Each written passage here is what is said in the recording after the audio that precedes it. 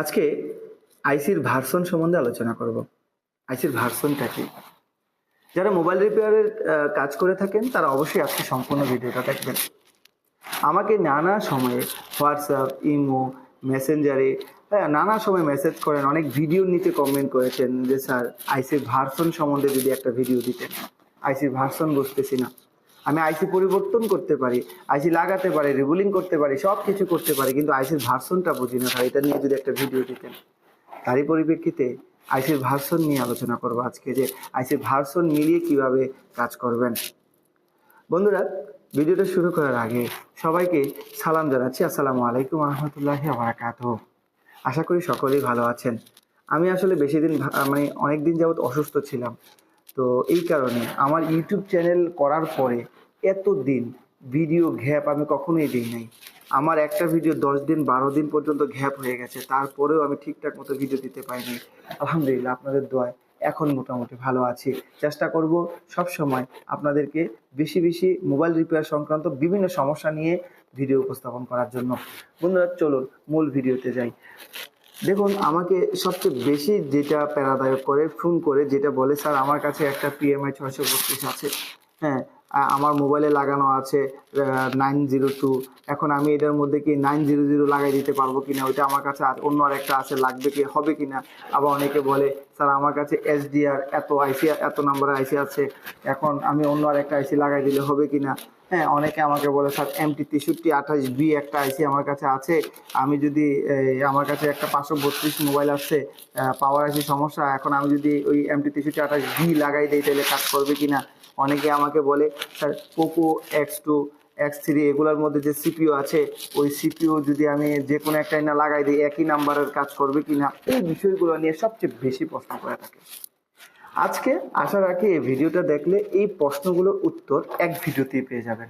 তো আমি কম্পিউটার স্ক্রিনে চলে যাব। কম্পিউটার স্ক্রিনে যাওয়ার আগে আমি বলে নিব, যারা আমাদের এখানে মোবাইল রিপেয়ারের কাজ শিখতে ইচ্ছুক তারা স্ক্রিনে দেওয়া ফোন নাম্বারে হোয়াটসঅ্যাপে আমাকে মেসেজ করতে পারেন, অথবা সরাসরি কলও করতে পারেন। আমি আমাদের এই ট্রেনিং সেন্টারে প্রত্যেকটা স্টুডেন্টকে অনেক যত্ন সহকারে এবং অনেক সহজ পদ্ধতিতে মোবাইল রিপেয়ারের কাজ শিখিয়ে থাকি। বন্ধুরা, আমি সরাসরি চলে আসলাম কম্পিউটার স্ক্রিনে। কম্পিউটার স্ক্রিনে আসার পর ধরে নেন আপনার কাছে পোকো M3 একটি মোবাইল এসেছে, যেটার চার্জিং সমস্যা, আপনাকে চার্জিং আইসিটাকে চেঞ্জ করতে হবে পোকো M3। তো পোকো M3 চার্জিং আইসিটাকে অলরেডি আমরা ফাইন্ড আউট করে রেখেছি। এখানে কম্পোনেন্ট নেম দেওয়া আছে, তো কম্পোনেন্ট নেমের মধ্যে আপনি দেখেন এখানে এটা হচ্ছে চার্জিং আইসি, এটা হচ্ছে চার্জিং আইসি। তো মনে করেন আপনি এই চার্জিং আইসিটাকে পরিবর্তন করতে হবে। তো আপনাকে এই যে চার্জিং আইসির মধ্যে যে নাম্বারটা লেখা আছে, আমি আবারও দেখাই, সরি, এই যে চার্জিং আইসির মধ্যে যে নাম্বারটা আছে, এই যে PMI 632, হ্যাঁ আমি একটু রোটেট করে দিলে আরো আপনারা ক্লিয়ার দেখতে পাবেন। এই PMI 632, আপনি এই PMI 632 একটা যদি আইসি লাগিয়ে দেন, যে PMI 632 আইসি লাগিয়ে দিলেই কাজ হয়ে যাবে, এরকমটাই অনেকের ধারণা। না, এটা ভুল। দেখুন, এই PMI 632-এর নিচে লেখা আছে 902-00, এইটাই হচ্ছে এই আইসিটার ভার্সন। এখানে এই চার্জিং আইসির নাম্বারের মধ্যে লেখা আছে PMI 632, এখানে কিন্তু কোনো ভার্সন লেখা নেই। আপনি যদি এই PMI 632 আইসিটাকে পরিবর্তন করেন, অবশ্যই এই আইসিটার নিচে এই যে লেখা আছে 902-00, এই লেখাটা কিন্তু থাকতে হবে। আমি অলরেডি একটা ফোল্ডারে এই চার্জিং আইসিগুলো আমি ডাউনলোড করে রেখেছি। আপনি দেখেন এটাও কিন্তু PMI 632, এটা কত 902-00, কিন্তু আমার মোবাইলে যেটা ছিল এটা 902-00। এখন এই আইসিটাকে উঠিয়ে আপনি চাইলে এই আইসিটা লাগিয়ে দিতে পারবেন, কারণ এইটার ভার্সন কিন্তু মিলে গেছে। এবার আমি এই আইসিটাকে দেখাই, এখানে দেখেন লেখা আছে PMI 632, ভার্সন হচ্ছে 802-00। এখন কথা হলো, এই আইসিটার ভার্সনের সাথে কিন্তু এই ভার্সনটা মিলে নাই, কিন্তু নাম্বার মিলে গেছে। এখন নাম্বার মিলে যাওয়ার কারণে এই আইসিটা কিন্তু আপনি এটাতে লাগাতে পারবেন না, অর্থাৎ এটা খারাপ হয়ে গেছে। আপনি চাইলেই এই আইসিটা নিয়ে লাগাই দিতে পারবেন না, কেননা আপনার নাম্বারের সাথে সাথে ভার্সনও মিলতে হবে। আসুন, এটা আরও কয়েকটা ভার্সন আছে। এবার দেখুন এই PMI 632 ভার্সন হচ্ছে 90000, অর্থাৎ 9-এর পরে 4টা জিরো। এই আইসিটা কিন্তু একই নাম্বারের আইসি, বাট ভার্সন কিন্তু আলাদা। এখন ভার্সনটা আলাদা হওয়ার কারণে কি সমস্যা, লাগালে কি হবে দেখুন। মনে করুন এই চার্জিং আইসিটার কথাই ধরি, এটার এটা হচ্ছে 90,000, ঠিক আছে, আইসিটার ভার্সন হচ্ছে 90,000। তো এখানে এই এক নাম্বার পিনটা মনে করেন এলসিডি লাইটিং এর কাজ করে, আমি কথার কথা ধরে নিলাম 1 নাম্বার পিনটা এলসিডি লাইটিং এর কাজ করে। আবার এই যে এইটার 1 নাম্বারের পিনটা হতে পারে আপনার অন অফ কির জন্য কাজ করছে, অর্থাৎ এই 1 নাম্বার পিনটা কাজ করতে পারে এলসিডি লাইটিং এর জন্য, এই 1 নাম্বার পিনটা কাজ করতে পারে অন অফ কির জন্য। জাস্ট আমি একটা উদাহরণ দিলাম, তার কারণে বোঝা গেল আমি যদি এই আইসিটা এখানে লাগাই দিই, এটা কাজ করার কথা ছিল এলসিডি লাইটিং এর, এখন যদি এই আইসিটা এখানে লাগাই দিই তাহলে এটা কাজ করবে অন অফ কির, তাহলে বিষয়টা উল্টাপাল্টা হয়ে যাবে। তার জন্য আপনি আইসি লাগালে আপনাকে আইসি ভার্সন মিলিয়ে লাগাতে হবে। বন্ধুরা আমি যে উদাহরণটা দিয়েছি জাস্ট এটা কথার কথা, আমি একটা বোঝানোর জন্য আপনাকে এই বিষয়টা বুঝিয়েছি। এখানে দেখুন এটা PMI 632 900।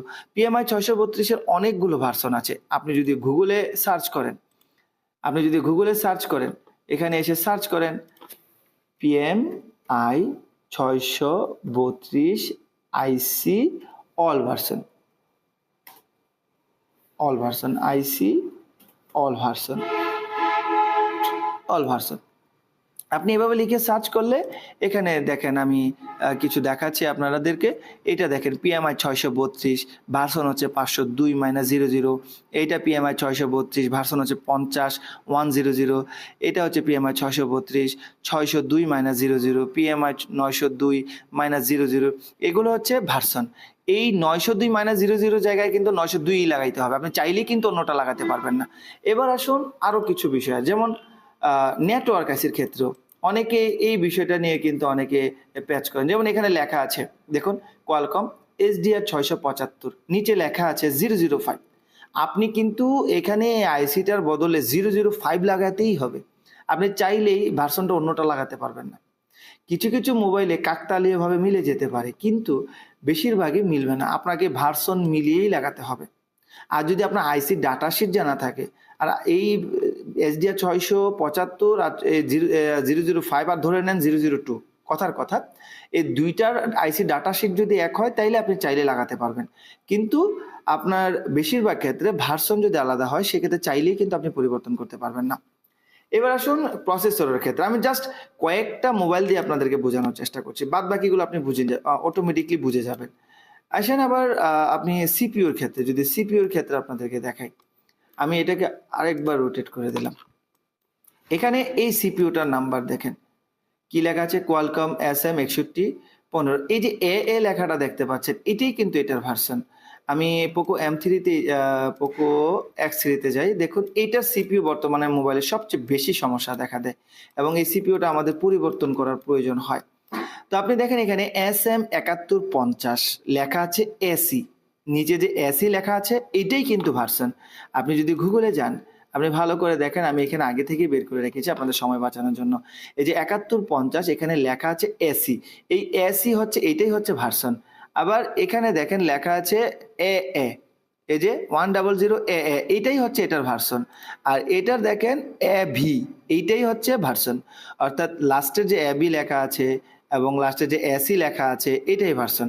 আপনি এসির জায়গায় এসি লাগাতে হবে, আপনি এসির জায়গায় এবি লাগালে কিন্তু হবে না, তখন কিন্তু কাজ করবে না। যদি বল মিলিয়েও যায় তাও কাজ করবে না, আপনাকে ভার্সন মিলিয়ে তারপর লাগাতে হবে। আশা করি আমি আপনাদেরকে বিষয়গুলো বোঝাতে পেরেছি। ভার্সন বিষয়টা এত কঠিন না, কিন্তু আমরা অনেকে এটাকে অনেক কঠিন ভেবে নিই। আসলে সব কিছু এত কঠিন না, আপনি যত সহজভাবে নেবেন কাজগুলো তত সহজ হবে। এখানে প্রত্যেকটা আইসির যে ভার্সন থাকে তা কিন্তু না।